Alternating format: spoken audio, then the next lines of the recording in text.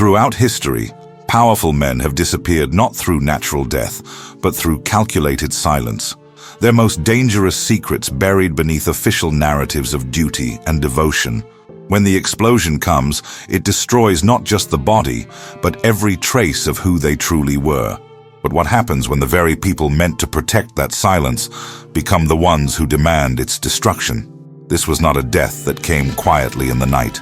On February 4th, 1905, Grand Duke Sergei Alexandrovich of Russia, the Emperor's own uncle, Governor General of Moscow, defender of Orthodox faith and imperial tradition, was torn apart by a revolutionary's bomb as his carriage passed through the Kremlin gates.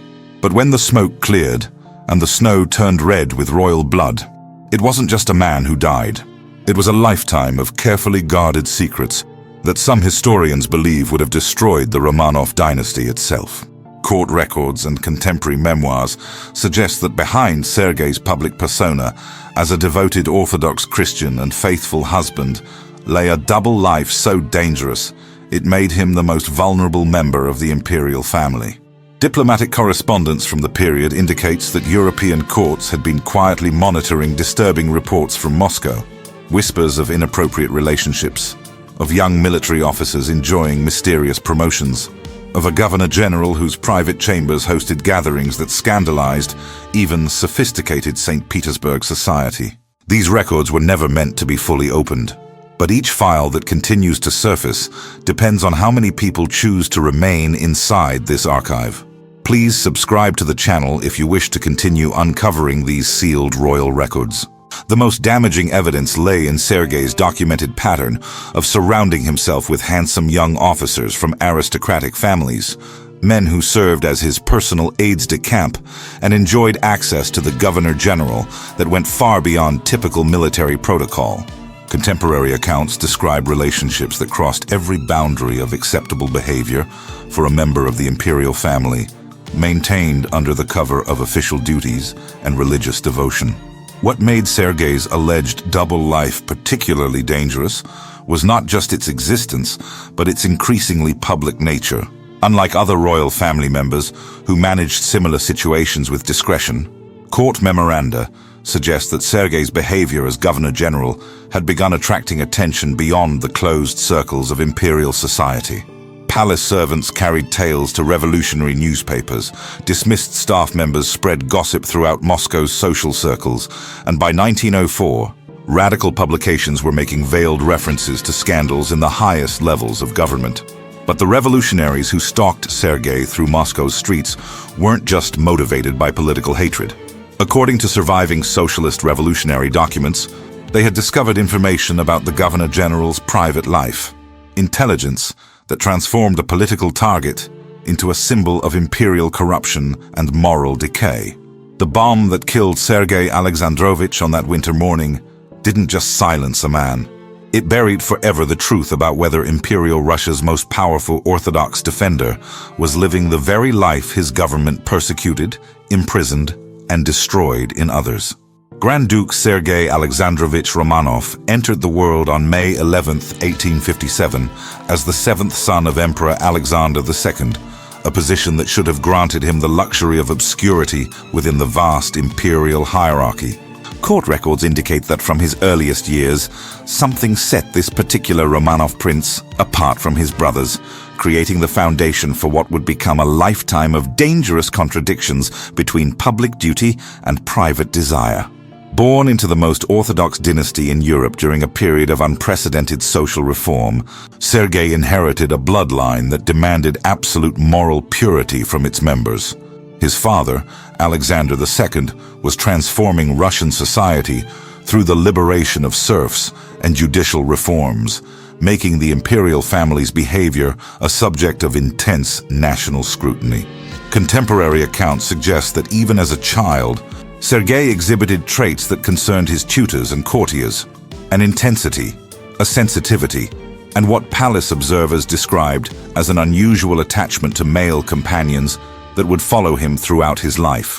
Archival documentation reveals that Sergei's education followed the traditional path of all Romanov Grand Dukes: military training from childhood, Orthodox religious instruction, and preparation for a life of service to the empire.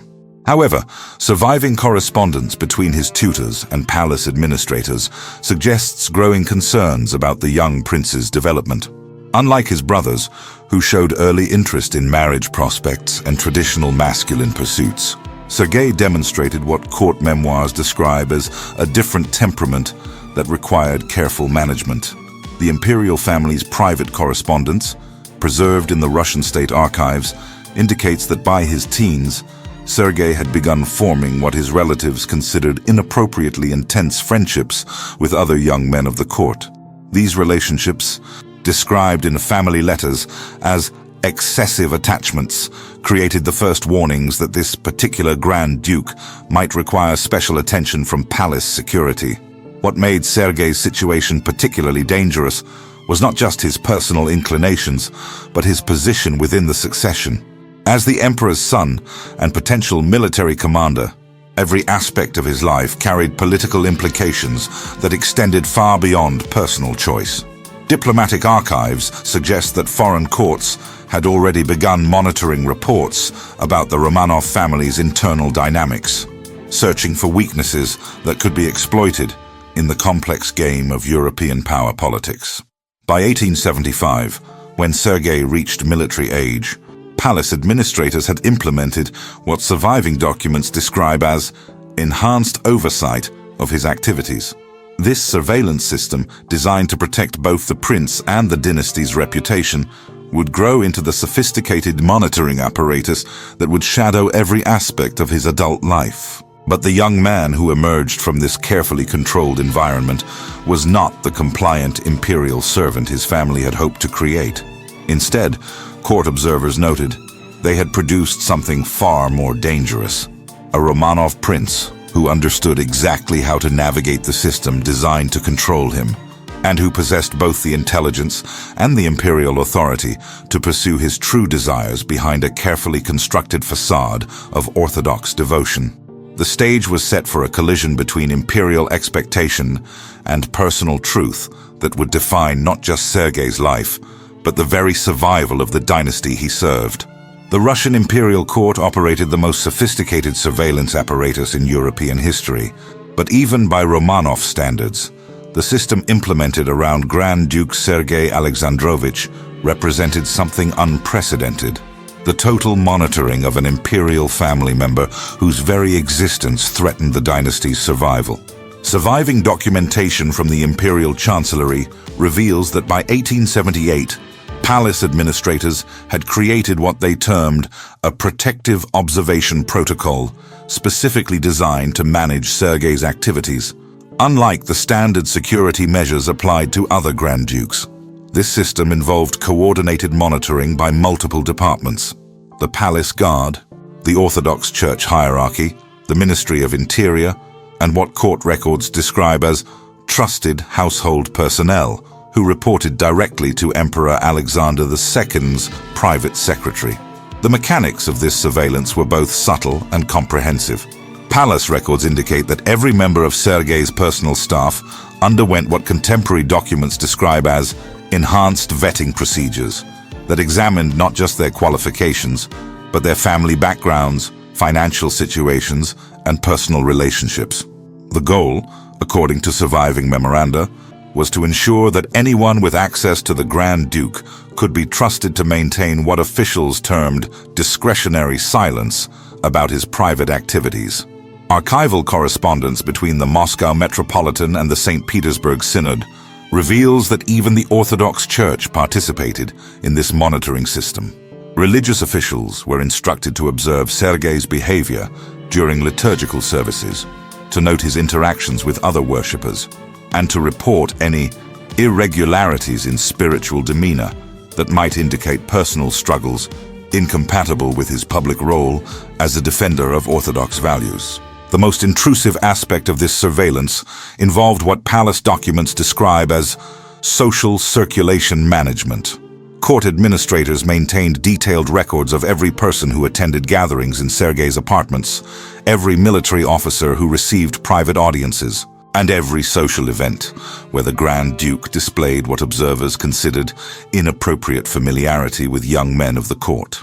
Contemporary accounts suggest that this monitoring system extended beyond the palace walls into Moscow society itself. Diplomatic correspondence indicates that foreign ambassadors had begun receiving reports about Sergei's behavior from their own intelligence networks, creating a situation where the Grand Duke's private life had become a matter of international observation and potential diplomatic leverage. The psychological pressure of living under such comprehensive scrutiny appears to have affected Sergei profoundly. Family correspondence preserved in the Romanov archives describes increasing periods of what relatives termed melancholy and withdrawal from family activities. Court physicians' reports, declassified decades later, document complaints of insomnia, nervous exhaustion, and what one doctor described as symptoms consistent with chronic anxiety regarding personal exposure.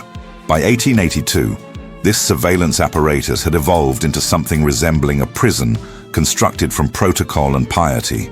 Every aspect of Sergei's life existed under observation. Every relationship faced scrutiny. Every private moment carried the potential for discovery and disgrace. But surveillance systems, however sophisticated, could not eliminate the fundamental human need for authentic connection. And as court records would soon document, the very measures designed to control Sergei's behavior would instead drive him toward increasingly dangerous relationships that threatened to expose not just his secrets, but the elaborate institutional conspiracy designed to conceal them.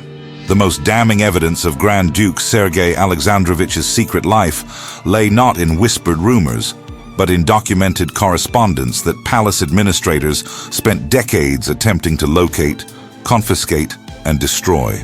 Surviving archival fragments suggest that between 1880 and 1890, Sergei maintained intimate written communication with at least 3 young military officers, whose careers became inexplicably intertwined with his personal protection and political influence.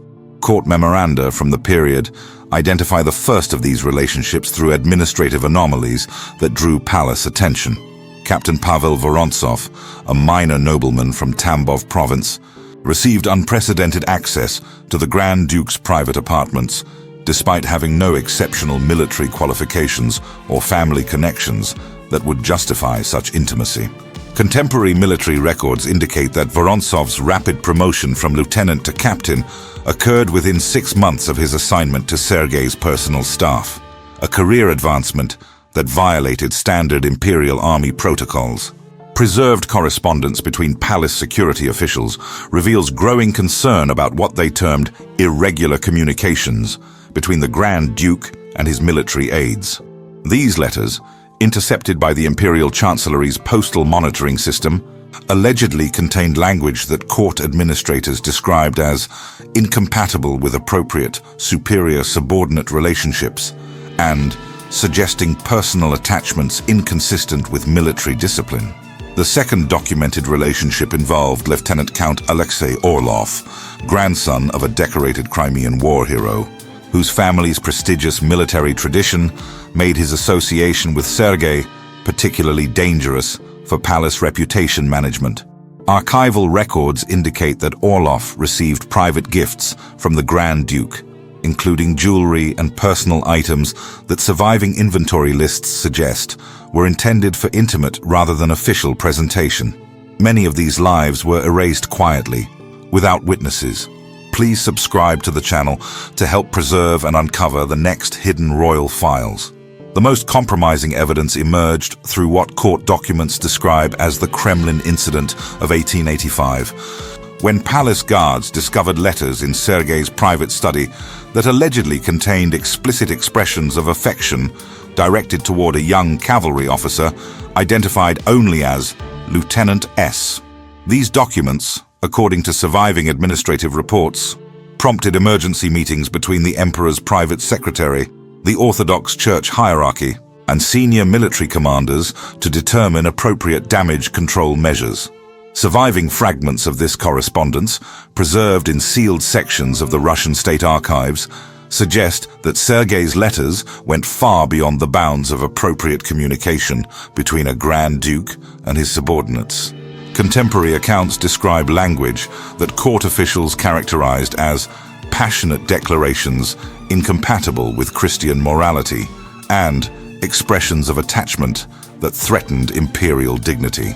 The systematic destruction of these letters began immediately after their discovery. Palace records indicate that teams of trusted officials worked for months to locate and eliminate similar correspondence throughout Sergei's various residences, military commands, and administrative offices. However, archival documentation suggests that this destruction campaign was incomplete. Some letters had already been copied by recipients, others had been shared among military circles, and still others had fallen into the hands of individuals who understood their potential value for future leverage. By 1890, the existence of this scattered correspondence had created what palace administrators termed a permanent vulnerability in imperial security. The Grand Duke's secret relationships had generated physical evidence that could not be entirely controlled, creating the foundation for the political crisis that would eventually consume his life. In 1891, Emperor Alexander III made what appeared to be a routine administrative decision, appointing his brother Sergei as Governor-General of Moscow, one of the most powerful positions in the Russian Empire. But surviving palace correspondence reveals that this appointment was not a reward for distinguished service. It was a carefully calculated attempt to contain a growing scandal by placing the Grand Duke under direct imperial supervision while removing him from the sophisticated social networks of St. Petersburg that had facilitated his most dangerous relationships. The Governor-General's residence in Moscow became what archival documents describe as a controlled environment, where palace administrators could monitor every aspect of Sergei's personal life while maintaining the appearance of normal gubernatorial authority.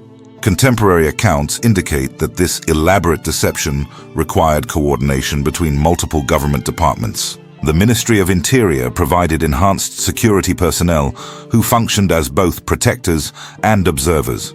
The Orthodox Church assigned specially selected priests to serve as spiritual advisors and confidential reporters, and the military command rotated officers through Sergei's staff on schedules designed to prevent the formation of intimate relationships. However, court records suggest that these protective measures had an unexpected consequence. Rather than restricting Sergei's behavior, his new position as Governor-General provided him with unprecedented opportunities to pursue relationships with young men who could not refuse his advances.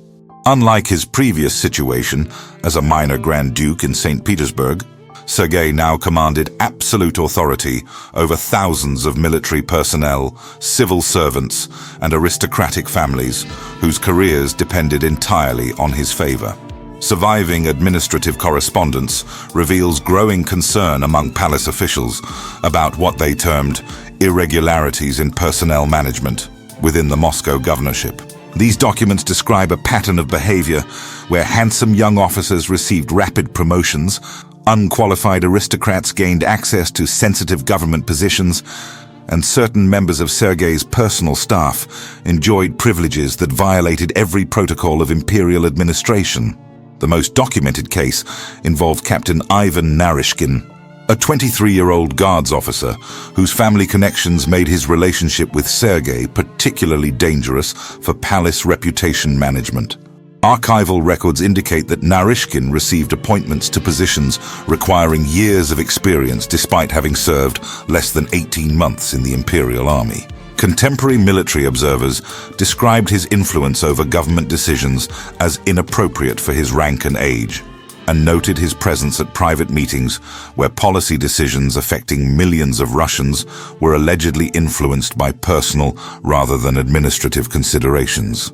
Diplomatic correspondence preserved in foreign ministry archives suggests that by 1895, European courts had begun receiving detailed reports about the Moscow governorship's internal dynamics. These intelligence assessments, shared among allied governments, described a situation where one of Imperial Russia's most important administrative positions had become what foreign observers characterized as compromised by personal considerations incompatible with effective governance. The systematic documentation of these concerns appears in encrypted correspondence between the St. Petersburg Metropolitan and Vatican representatives, revealing that even international religious authorities had become aware of what they termed moral irregularities requiring ecclesiastical intervention within the Moscow administration. By 1900, the elaborate system designed to control Sergei's personal life had instead created the very crisis it was meant to prevent.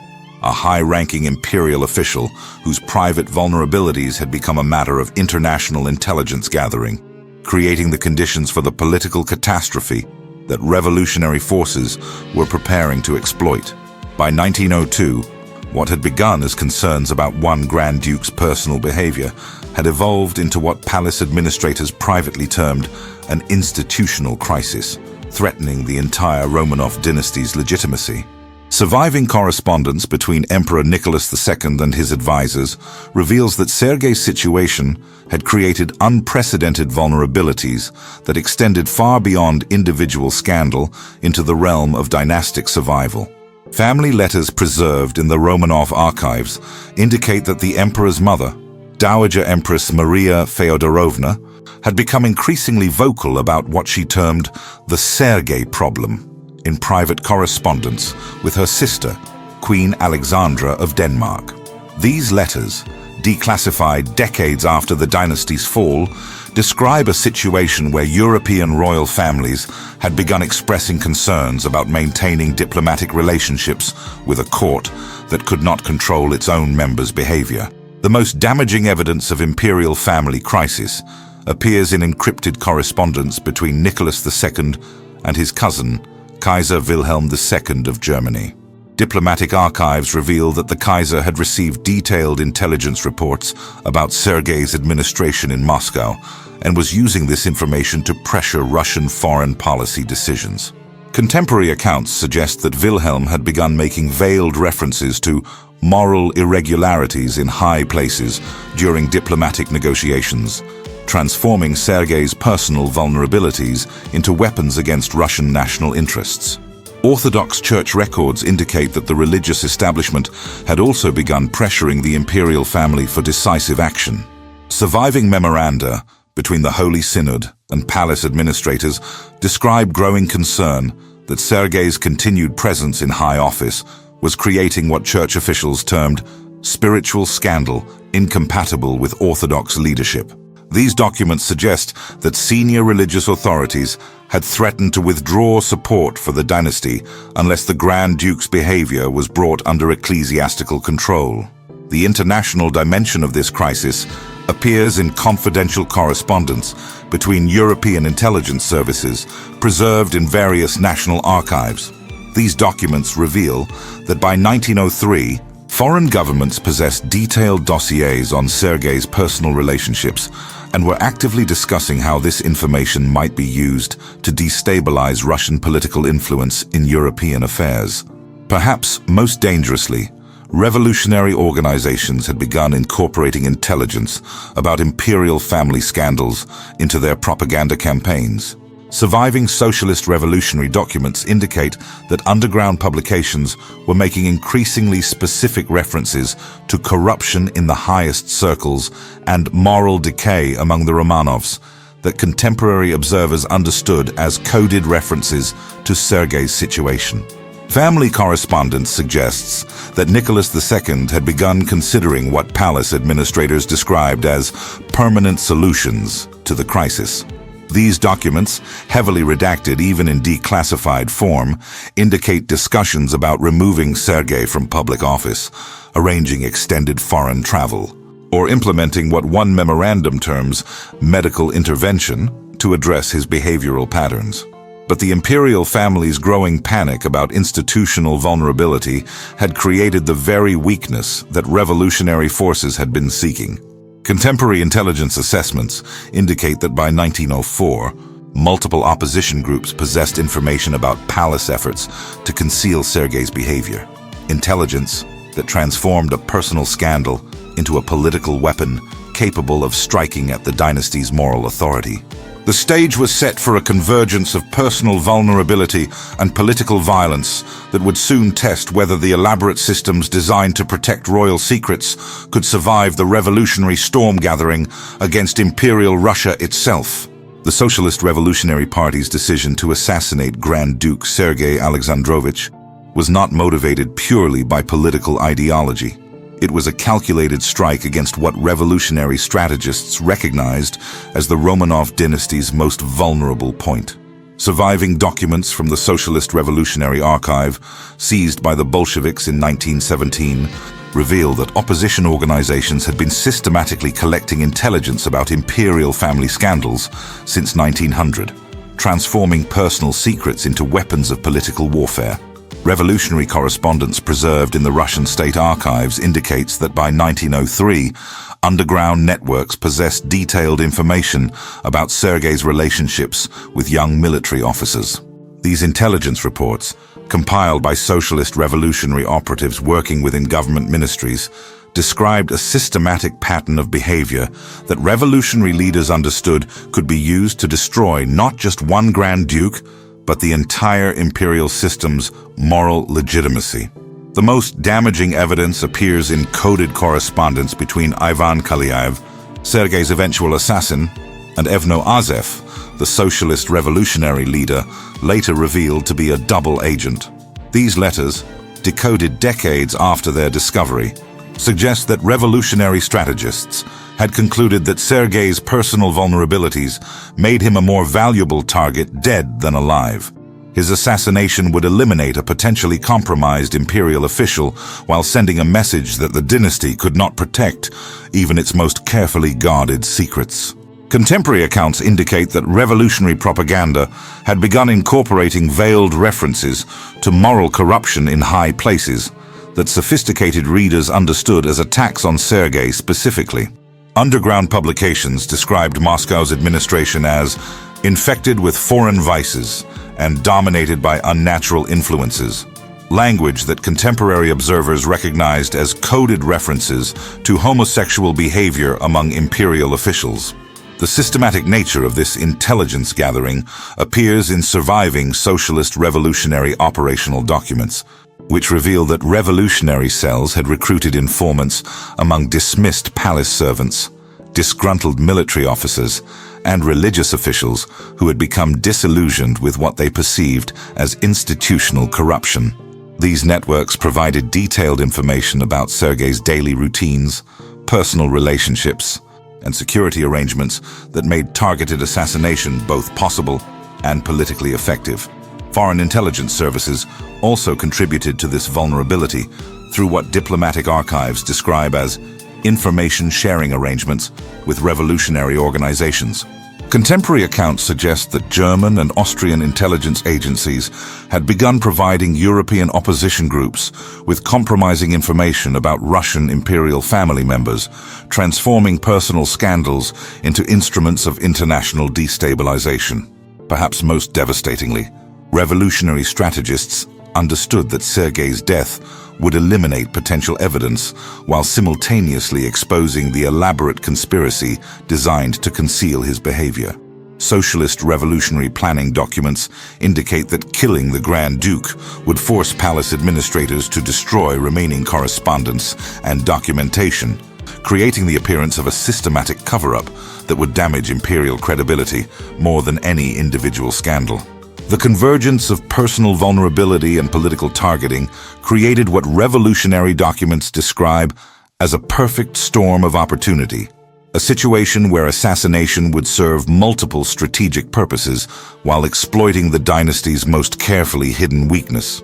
By early 1905, this convergence of revolutionary intelligence, political strategy, and personal scandal had created the conditions for a terrorist attack that would accomplish far more than simple political violence. It would eliminate forever the possibility that Sergei's secrets might be used to compromise the imperial system, while simultaneously demonstrating that even the most elaborate protective measures could not shield the Romanovs from revolutionary justice.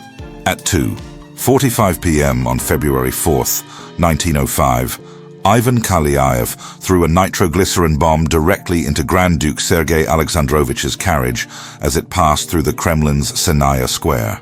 The explosion was so powerful, it scattered pieces of the Governor-General's body across 50 yards of cobblestone. But surviving police reports suggest that the assassination accomplished far more than revolutionary justice. It eliminated forever the most dangerous evidence threatening the Romanov dynasty's survival. Contemporary accounts indicate that Sergei had been traveling alone, against all security protocols, to attend a private meeting whose purpose palace administrators later described as classified imperial business. Archival documentation suggests this deviation from standard procedure was not coincidental. Court records indicate that the Grand Duke had recently received what his personal secretary described as urgent correspondence requiring immediate confidential response, suggesting that his fatal journey may have been connected to ongoing efforts to manage compromising information about his private life. The immediate aftermath of the bombing reveals the sophisticated nature of the conspiracy that had surrounded Sergei's secrets. Within hours of the assassination, palace security teams had cordoned off not just the explosion site, but also Sergei's private residences, administrative offices, and personal storage facilities throughout Moscow. Contemporary police reports indicate that these locations were systematically searched by teams of imperial officials who removed what they described as sensitive materials requiring special handling, a euphemism that surviving documentation suggests referred to correspondence and personal items that could not be allowed to fall into revolutionary hands. The most telling evidence of systematic concealment appears in encrypted telegrams between Moscow police officials and St. Petersburg administrators preserved in imperial security archives. These communications describe the discovery of what officials termed materials of extreme sensitivity in Sergei's private study, including correspondence that required immediate destruction under imperial authority and personal items that could not be processed through normal evidence procedures. Revolutionary documents captured after the 1917 revolution revealed that socialist revolutionary operatives had anticipated this evidence destruction campaign. Intelligence reports suggest that assassination planners understood that killing Sergei would trigger systematic elimination of compromising materials, effectively destroying evidence that might otherwise have been used for ongoing political blackmail against the imperial family. The international dimension of this cover-up appears in diplomatic correspondence between Russian embassies and foreign ministries, preserved in various European archives. These documents indicate that within days of Sergei's death, Russian diplomatic officials had begun making discreet inquiries about the location and status of correspondence that the Grand Duke had allegedly maintained with contacts in European capitals, suggesting that his secret communications network extended far beyond Russian borders. Perhaps most significantly, Orthodox Church records indicate that religious authorities moved immediately to remove what they described as spiritual materials inconsistent with appropriate memorial preparation from Sergei's personal effects. Contemporary accounts suggest that church officials had been specifically instructed to identify and eliminate any evidence that might complicate the Grand Duke's burial, according to Orthodox tradition. The speed and coordination of these efforts reveal that Sergei's assassination had activated a predetermined protocol designed to eliminate all traces of the secrets that had made him vulnerable. The bomb that killed the Grand Duke also destroyed forever the possibility that his hidden life might be reconstructed from surviving evidence, achieving in death the total concealment that had eluded imperial authorities throughout his life. The assassination of Grand Duke Sergei Alexandrovich marked not the end of the conspiracy surrounding his secret life, but the beginning of one of the most systematic historical erasure campaigns in European royal history. Surviving archival documentation reveals that within weeks of his death, imperial administrators had implemented what they termed a memorial protection protocol, designed to ensure that future generations would discover only a carefully sanitized version of the Grand Duke's life and character. The scope of this erasure effort appears in administrative correspondence preserved in Russian state archives, which describes coordination between multiple institutions to eliminate not just physical evidence, but also documentary traces of the surveillance and concern that had surrounded Sergei during his lifetime. Palace officials, Orthodox Church hierarchy, military commanders, and diplomatic services worked together to remove or alter records that might allow future researchers to reconstruct the true nature of the Grand Duke's personal relationships. Contemporary accounts suggest that this historical revision process began with the systematic alteration of official court records. Archival documentation indicates that palace scribes were instructed to remove references to inappropriate attachments, irregular personnel decisions, and special oversight measures from administrative logs spanning Sergei's entire adult life. Military records were similarly sanitized, with promotion lists, assignment orders, and disciplinary reports being modified to eliminate evidence of the favoritism and irregularities that had characterized his relationships with young officers. The Orthodox Church's participation in this erasure campaign appears in surviving correspondence between the Moscow Metropolitan and the Holy Synod, which describes efforts to prepare appropriate memorial documentation that would frame Sergei as a devoted Orthodox defender, rather than the problematic figure he had actually represented. Contemporary accounts indicate that religious authorities systematically destroyed sermons, pastoral letters, and administrative memoranda that referenced concerns about the Grand Duke's spiritual state or moral behavior. International cooperation in this historical revision emerges through diplomatic archives preserved in various European capitals.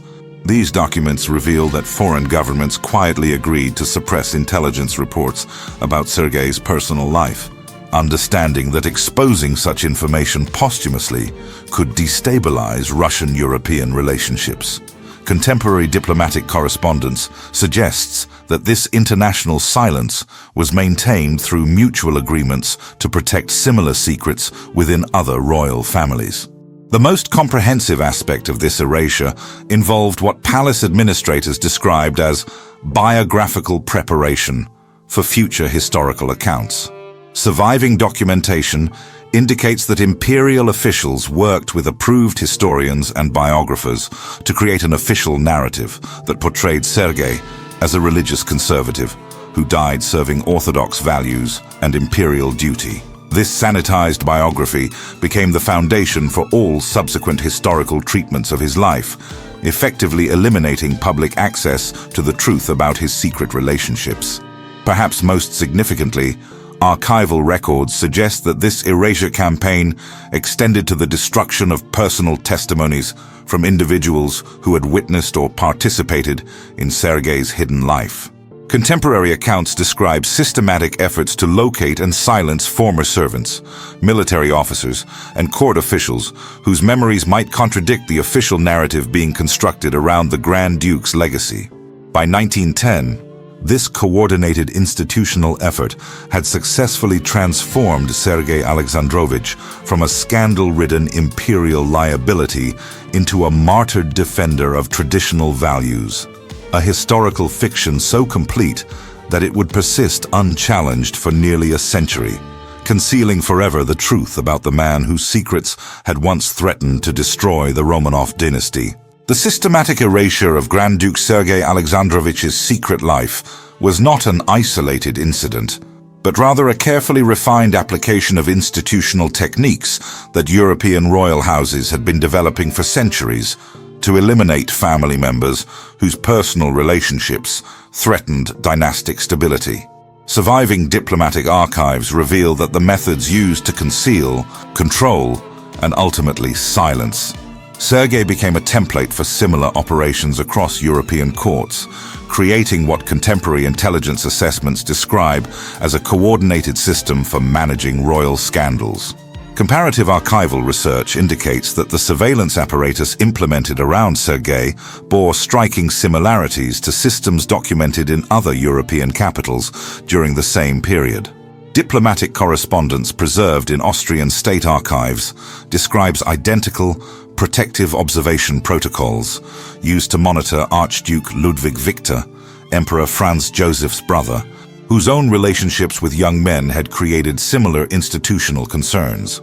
Court memoranda reveal that Austrian and Russian administrators exchanged information about successful containment strategies, creating what foreign ministry documents describe as best practices for dynastic protection.